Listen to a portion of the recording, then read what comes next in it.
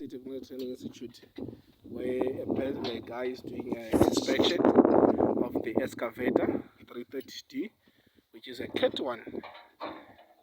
This is the position of the master switch. A lot they do ask, so can you on it?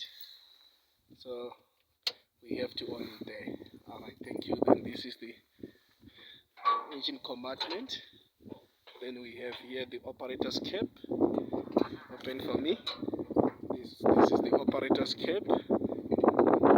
Yes, it's closing the engine compartment. These are the tracks. So this is the front of the excavator, the idler. This is the back of the excavator where there's a traveling motor. And this is the bucket, the stick, the boom cylinders, stick cylinder there on top, and the bucket cylinder. Then we are getting inside the excavator. Okay.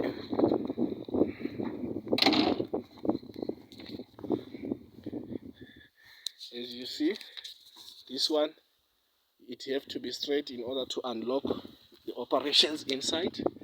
Then these are the two levers, and the pedals, the steering. Then this is an SS lever. This is a BB lever. The ignition key there. As you can see, the dashboard here, as well as the one to increase the power of the excavator here. Then the seat. Thank you.